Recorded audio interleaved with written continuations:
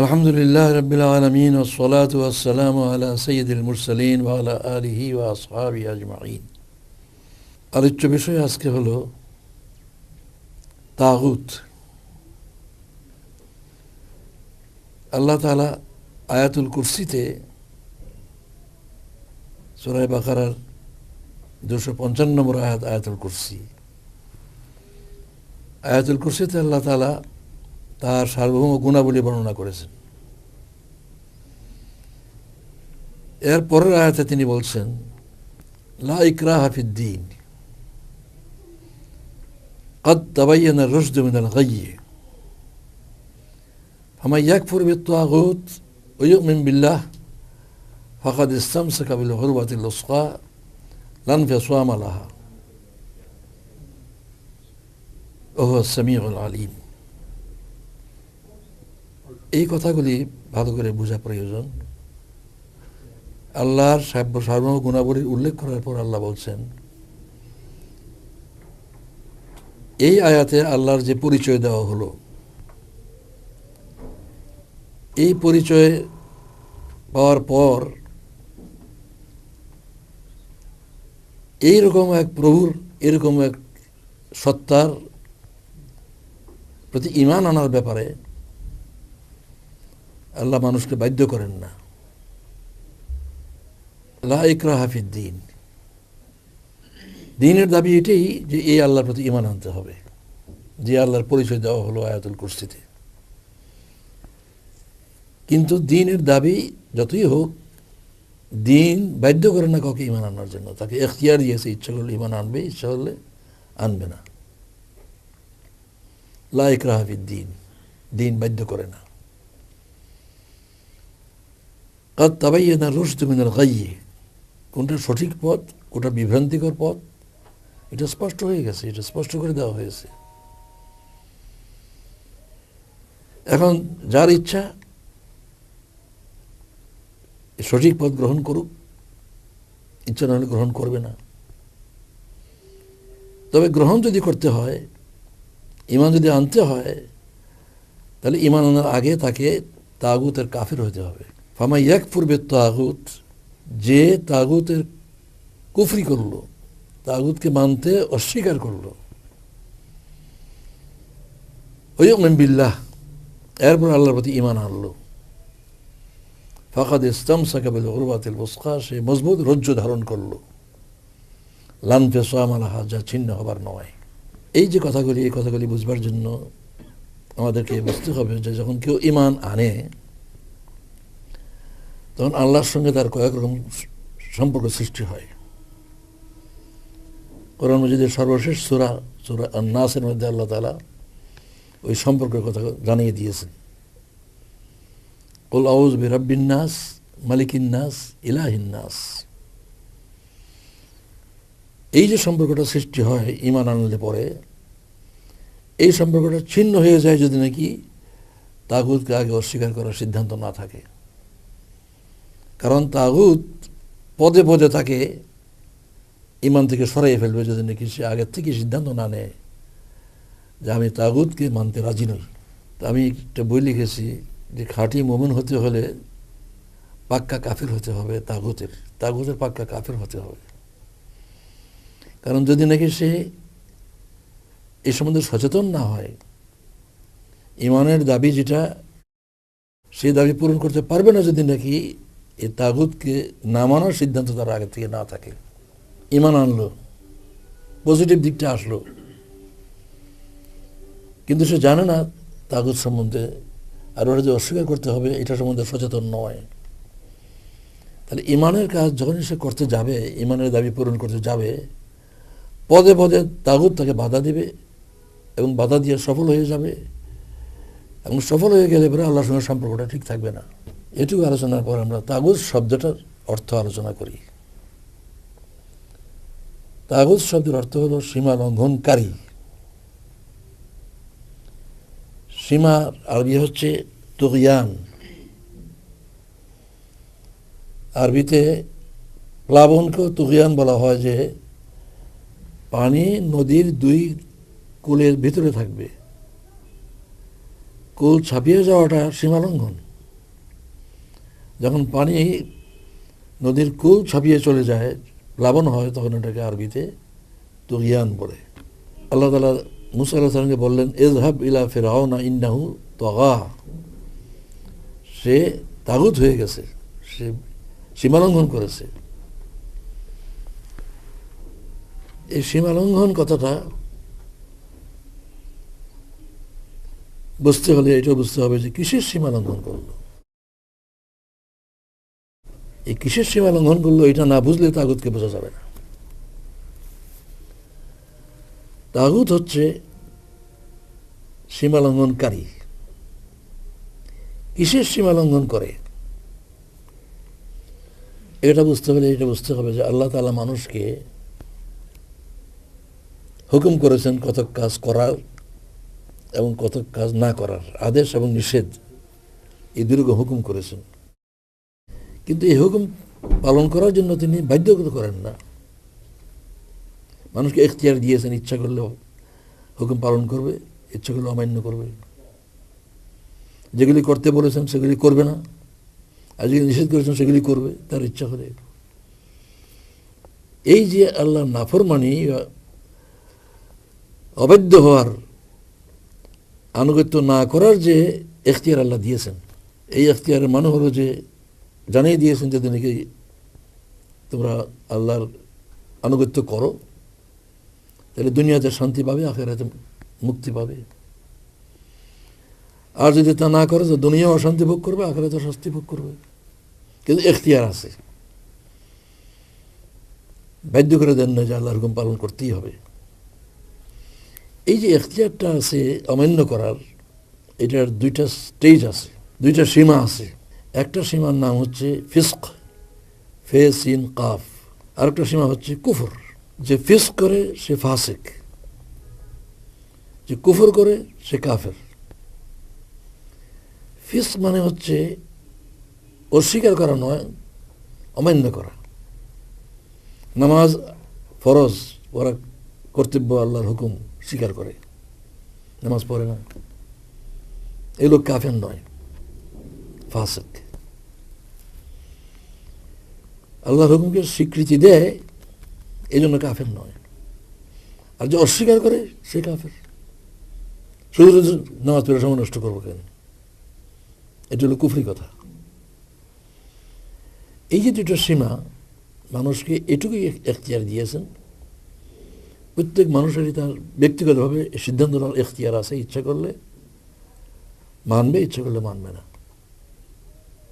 এবং না মানার জন্য সীমা হচ্ছে এই দুটো, একটা প্রাথমিক সীমা ফিস্ক, আর একটা চূড়ান্ত সীমা কুফর। তাগুত হচ্ছে ওইসব শক্তি যেগুলি এই দুটো সীমাও লঙ্ঘন করে। অবাধ্য হওয়ার, আল্লাহ নাফরমানি করার, আল্লাহর হুকুম অমান্য করার যে দুটো সীমা, প্রাথমিক সীমা ফিস্ক, চূড়ান্ত সীমা কুফর, এই দুটো সীমাও লঙ্ঘন যে করে সে হলো তাগুত। কীভাবে সীমা লঙ্ঘন করে? সে নামাজ পড়ে না, ফাসিক। তাস খেলতে বলছে, যারা খেলছে তার মধ্যে একজন আজান আওয়াজ শুনে উঠে নামাজে রওনা দিল, সে বাধা দিল। আরে খেলাটা শেষ করে না, নিজে নামাজ পড়ে না, অন্যকে নামাজ পড়তে বাধা দিল, ফিরে একবার চেষ্টা করলো। এইটা হচ্ছে তাগুতের কাজ। মানে আল্লাহ বলতে চায় যে তোকে ব্যক্তিগতভাবে আমি এখতিয়ার দিয়েছি, ইচ্ছা করলে মানবে, ইচ্ছা করলে মানবে না। কিন্তু আমার যে বান্দা আল্লাহকে আমাকে মানতে চায়, তাকে মানতে বাধা দেওয়ার তো এখতিয়ার দিইনি তোকে।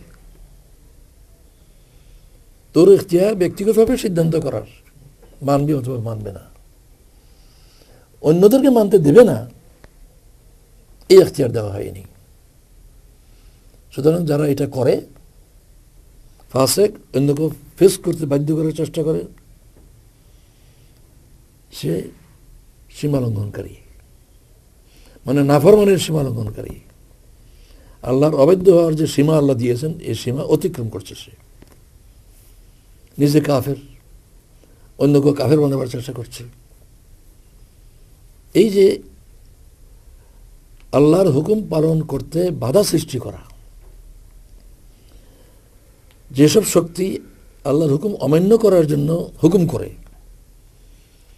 আল্লাহর হুকুম মানবে না, আমার হুকুম মানো,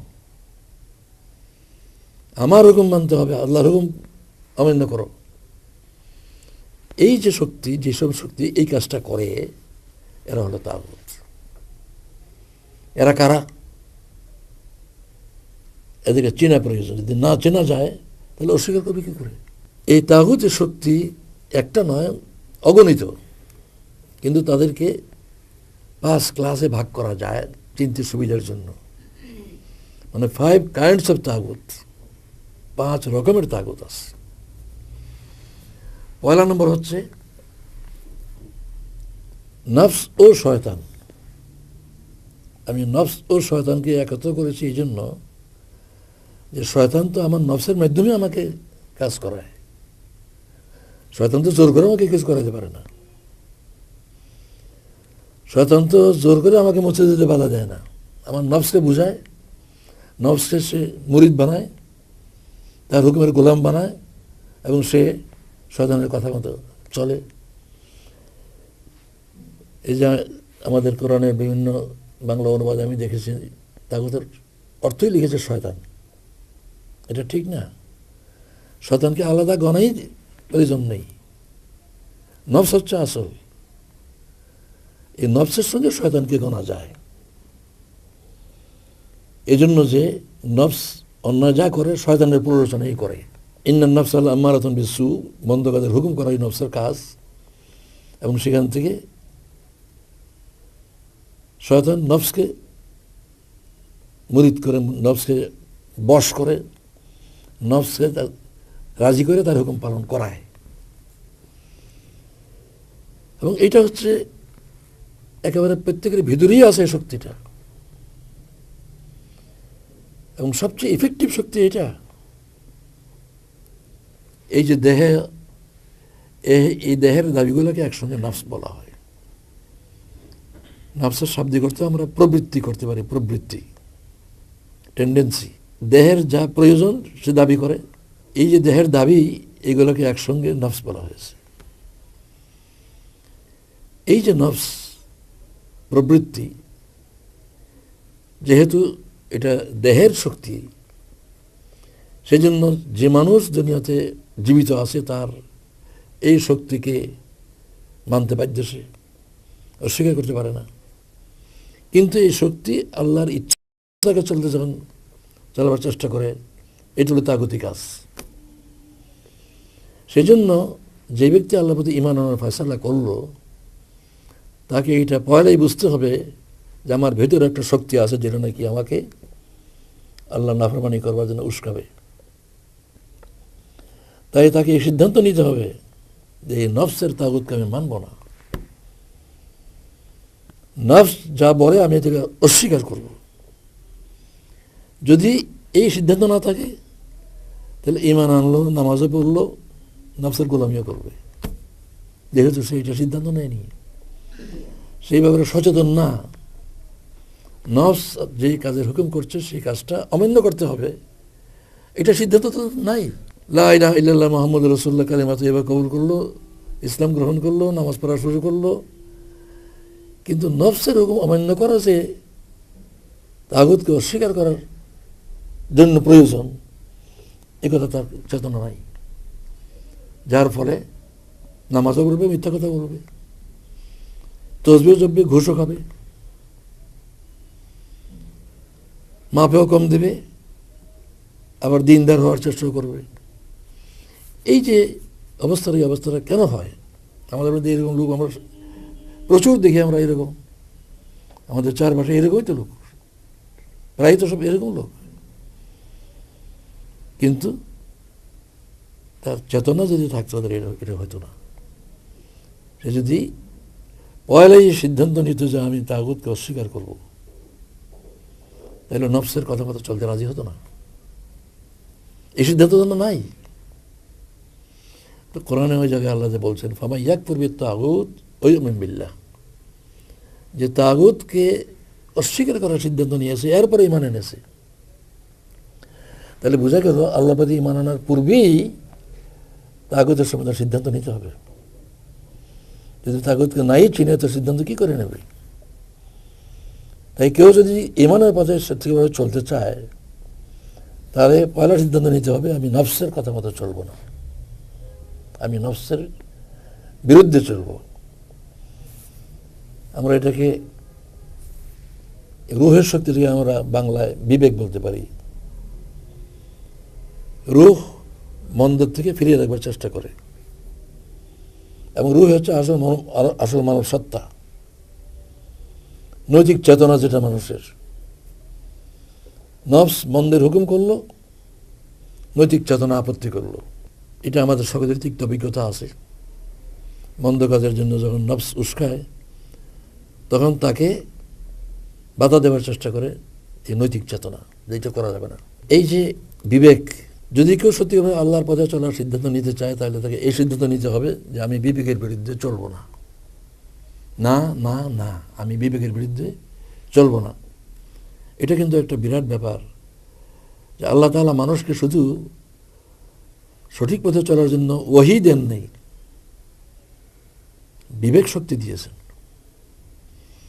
কেউ যদি আদালত আখিরাতে আল্লাহর কাছে এই কৈফিয়ত দেওয়ার চেষ্টা করে যে তুমি যে ওহী পাঠাইছিলে তো আমি জানি না, আমার কাছে কেউ পৌঁছায় নেই, সুতরাং আমি যা অন্যায় করেছি সেগুলি যেন তুমি আমাকে ধরবে কোন আইনে,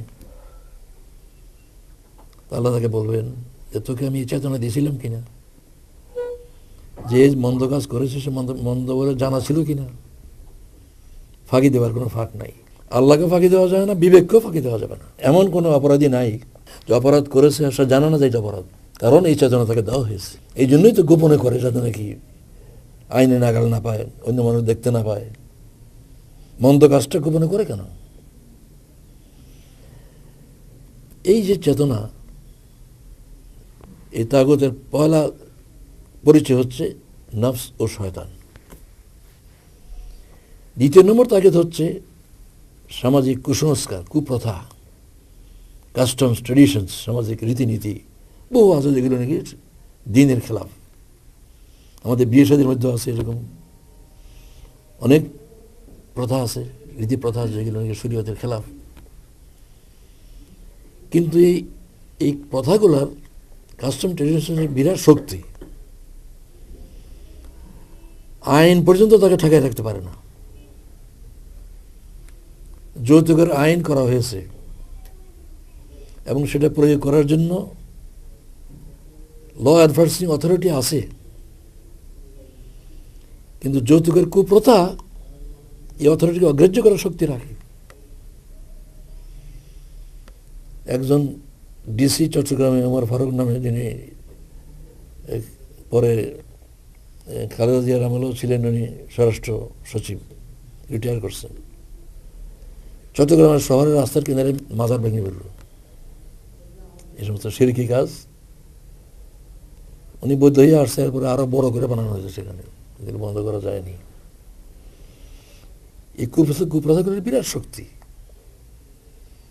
এই বিয়ে সাজিতে যে সমস্ত কুপ্রথা আছে, কেউ ওগুলি সরাইবার চেষ্টা করে দেখুক কীরকম শক্তি এগুলোর আছে। ব্রিটেনে তো কাস্টম ট্রেডিশনস হচ্ছে সোর্স অফ ল। যদি কেউ কোনো কাস্টম হিসেবে এটা করে আর এটা আপত্তি করে পুলিশ, সে যদি প্রমাণ করতে পারে যেটা আমাদের সমাজে এটা প্রথা প্রচলিত, তাহলে পুলিশ কিছু করতে পারবে না, কারণ তারা এই চালু প্রচলিত প্রথাকে তারা সোর্স অফ ল বলে স্বীকার করে।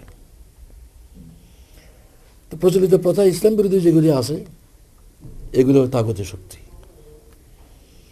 এগুলোকে অস্বীকার করার সিদ্ধান্ত নিতে হবে যদি কেউ কালেমা তৈয়বা অনুযায়ী চলতে চায়, ইমানের দাবি পূরণ করতে চায়। পয়লা নম্বর হলো নফস ও শয়তান, দ্বিতীয় নম্বর হলো সামাজিক কুপ্রথা, কুসংস্কার।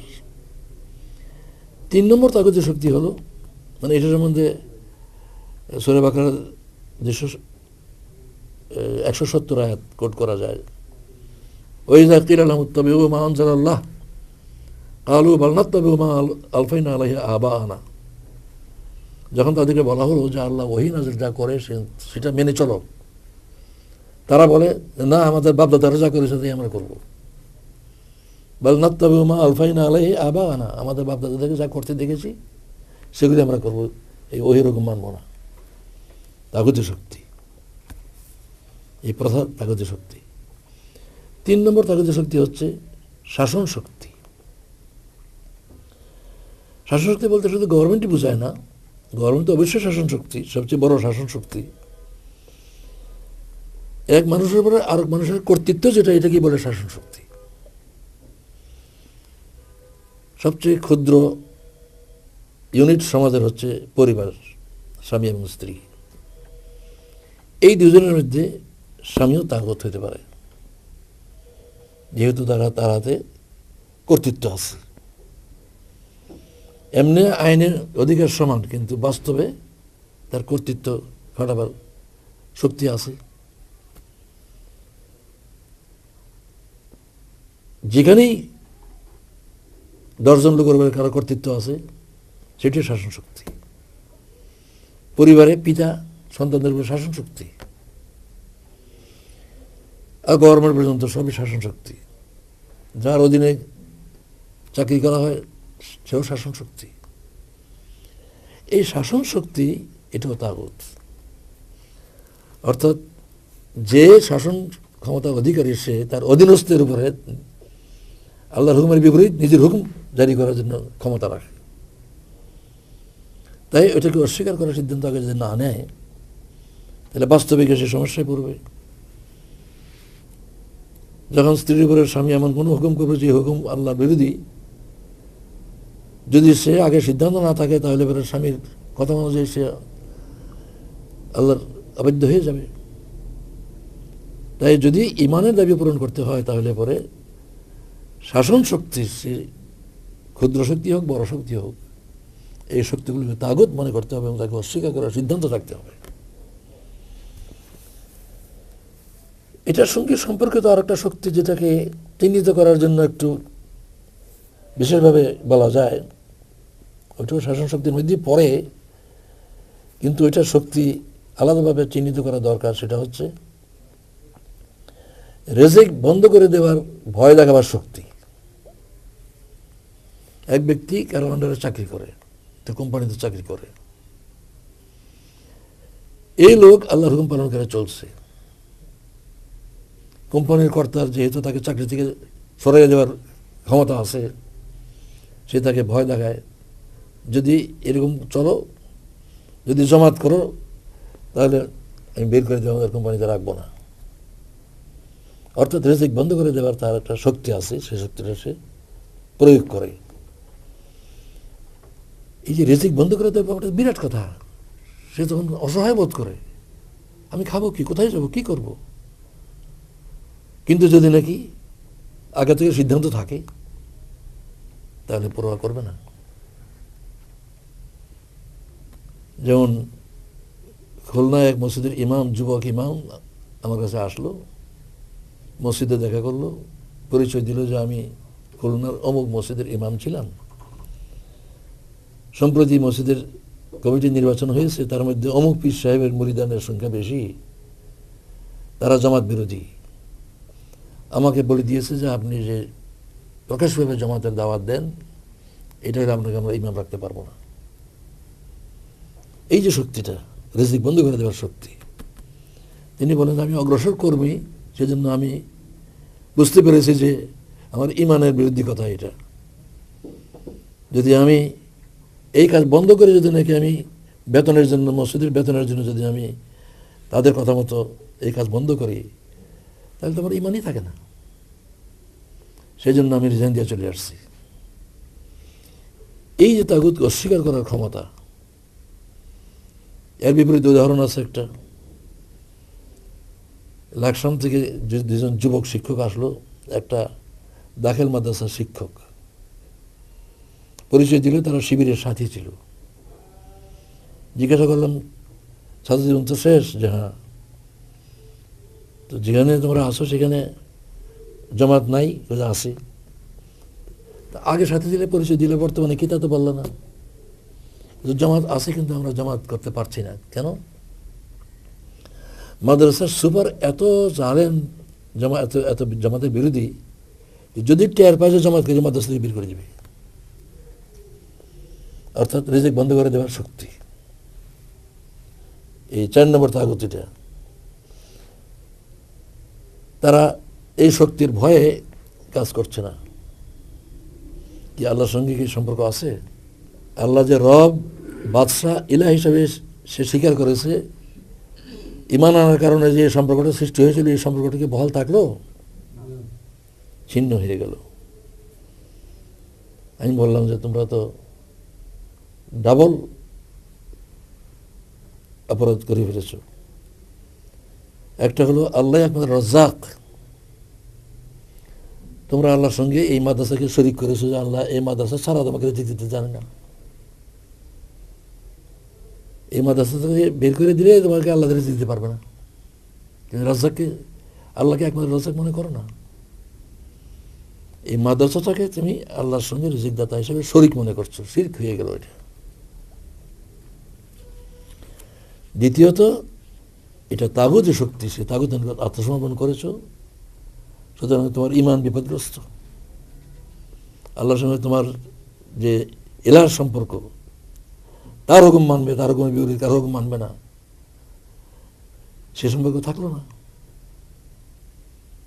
আল্লাহ বলছেন না যে ফামান ইয়াকফুর বিত-তাগুত ওয়া ইউমিন বিল্লাহ ফাকাদ ইসতামসাকা বিল উরওয়াতিল ওয়াসকা, সে এমন মজবুত রজ্জু ধারণ করেছে, লা ইনফিসামা লাহা, ছিন্ন হবে না। আল্লাহর সঙ্গে সম্পর্কের যে রশ্মি, যে রজ্জু, সেই রজ্জু ছিন্ন হয়ে গেল ওই তাগুতকে অস্বীকার করা না করার কারণে। সে মনে করেছে যে ঈমান আছে, নামাজ পড়ছে, মাদ্রাসায় পড়াচ্ছে, অথচ তার ঈমানের যে বিপদে শিখেছে এটা সে টের পাচ্ছে না। এই জন্য টের পাচ্ছে না যে তাগুতকে বলে অস্বীকার করার সিদ্ধান্ত নাই। 5 নম্বর তাগুত হচ্ছে অন্ধ অনুসরণের দাবিদার শক্তি। অর্থাৎ আমি বলছি করতে হবে, আর কোনো যুক্তি নিঃশর্তভাবে আমার কথা মানতে হবে। এই যে নিঃশর্ত আনুগত্য, এই দাবি করার অধিকার শুধু আল্লাহ এবং রসুলের ছাড়া আর কারো নাই। কারণ এই দুজনই নির্ভুল। আল্লাহ নির্ভুল, আর রসুল হওয়ার কারণে ওহীর দ্বারা তাকে নির্ভুল হিসেবে চলতে দেন। যদি কোনো সামনে ভুল হয়, ওহীর দ্বারা সংশোধন করে দেন। কোরআন শরীফে কয়েকটা জায়গায় আছে রসুলের সংশোধন করা হয়েছে ভুলের। এর মানে হচ্ছে কি, আর ভুল নাই, থাকলে সেগুলো সংশোধন করা হইতো। যে কটা রসুলের ভুল ছিল আল্লাহ সংশোধন করে দিয়েছেন, আর কোনো ভুল নাই। আল্লাহ এবং রসুল, আল্লাহ নির্ভুল, যেহেতু রসুল আল্লাহর বিধান মতো চলে, আল্লাহর নির্দেশ মতো চলেন, সেই জন্য তিনিও নির্ভুল। শুধু এই দুটো সত্তারই অধিকার আছে নিঃস্বার্থ আনুগত্য দাবি করার। আমি বলছি তাই করতে হবে, কোনো যুক্তির ব্যাপার না। এই দাবি যারা করে, এই ভাব যারা দেখায়, তারাও তাগুত। ওয়াত্তাখাযু আহবারহুম ওয়া রুহবানাহুম আরবাবা মিন দুনিল্লাহ। ইহুদিদেরকে বলা হয়েছে যে এরা তাদের পীর এবং আলেম, আহবার ও রুহবান। আহবার হচ্ছে আলেম, আর রুহবান মানে রাহবানিয়ত, বৈরাগ্য যারা করে, সন্ন্যাস। আলেম ও পীর, বুজুর্গ যাদেরকে মনে করে, যাদেরকে অন্ধভাবে মেনে চলে, এদেরকে আল্লাহর জায়গায় তাদেরকে বসিয়ে রেখেছে। অন্য আনুগত্য, হুজুর বলছে, আর কোনো ব্যাপার নাই। ফার্সিতে একটা কথা আছে, খাতায়ে বুজুর্গান গেরফতান খাতাস্ত। বুজুর্গের ভুল ধরাটাই ভুল। বুজুর্গ বলছে, তর্ক করা যাবে না, যা বলছে মানতে হবে। রাজনৈতিক ময়দানও এটা আছে, নেতা বলছে, নেত্রী বলছে, তাই এটা মানতে হবে, অন্ধভাবে মানতে হবে, সেখানে কোনো যুক্তির প্রশ্ন না। এইরকম যারা নাকি নিঃশর্ত আনুগত্যের দাবিদার শক্তি, এগুলো তাগুত। যদি এই সমস্ত তাগুতকে না চিনে আর এগুলি অস্বীকার করার সিদ্ধান্ত না নেয় আর ঈমান আনে, তাহলে এই ইমান টিকবে না। পদে পদে তাগুত তাকে ইমান থেকে সরাই নিয়ে আসবে, যেহেতু সিদ্ধান্ত নাই। সে মেনে নিলে পরে সম্পর্ক আল্লাহর সঙ্গে ছিন্ন হয়ে যাবে। আমি উদাহরণ দিই, এটাকে ছোট্ট একটা উদাহরণ। যদি কেউ জমিতে ফসল বুনতে চায়, তো সে দেখবে জমি তো খালি নেই, ধানের বীজ ফেলবে, কিন্তু দেখতে ধানের মতোই, ধান না, ঘাস। যদি এই ঘাস উৎখাত না করে, জমিনকে খালি না করে যদি সেখানে ধানের বীজ ফেলে, তো ধান তো হওয়া দূরের কথা, এটাও গেল, যেটা ফেললো এটাও গেল।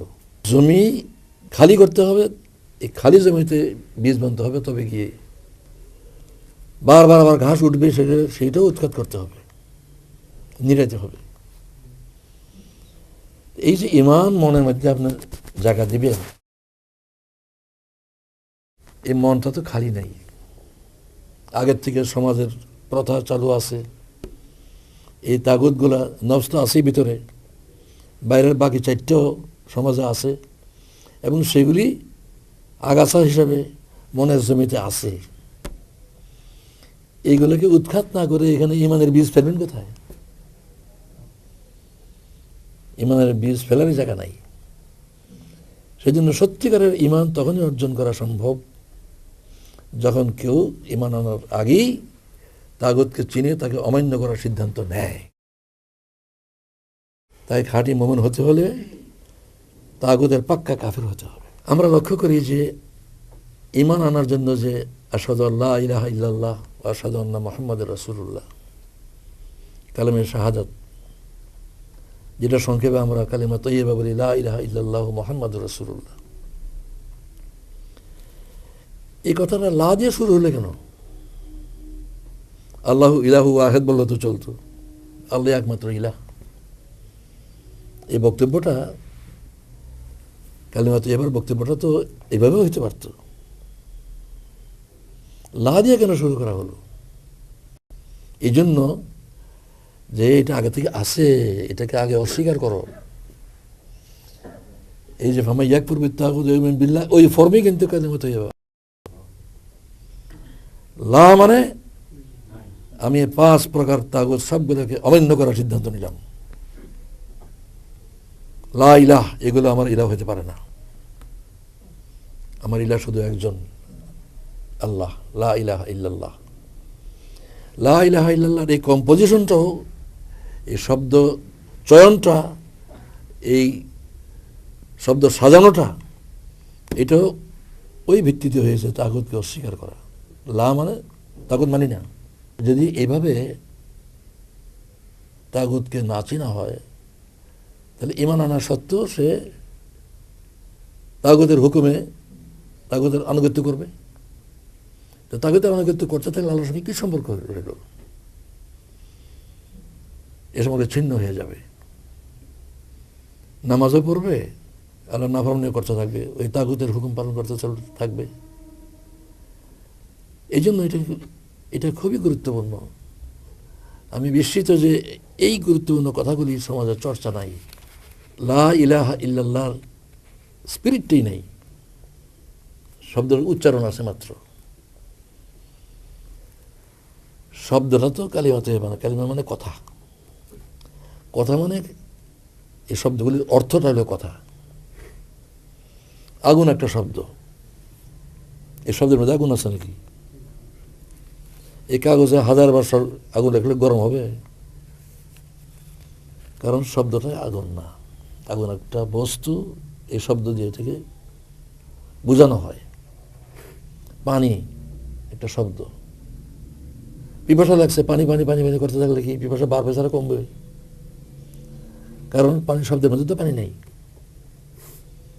পানি একটা জিনিস যেটার নাম এই শব্দ দ্বারা আমরা বুঝাই। লা ইলাহা ইল্লাল্লাহ এই শব্দগুলি তো কালিমা তাইয়্যিবা না, এর মর্মটা হচ্ছে কালিমা তাইয়্যিবা। এই লা ইলাহা ইল্লাল্লাহ মুহাম্মাদুর রাসূলুল্লাহ বললে যে জিনিসটা বুঝায়, ওই জিনিসটা হচ্ছে কালিমা তাইয়্যিবা। এই জন্যই যদি কেউ টিয়া পাখি ময়না পাখিকে শিখাইয়ে দেয়, তা কালিমা পড়তে পারবে না, বললে কি মুমিন হয়ে যাবে? কি জন্য মুমিন হবে না? এই জন্য যে সে শব্দগুলি উচ্চারণ করেছে, কিন্তু সে কি জিনিসটা সে বুঝে নাই, সে আসল জিনিস জানেই না, সেই জন্য সে মুমিন বলে গণ্য হবে না আল্লাহর কাছে। টেপ রেকর্ডে তো লা ইলাহা ইল্লাল্লাহ বলে দেওয়া যাবে, তাতে কি সেটা মুমিন হয়ে যাবে?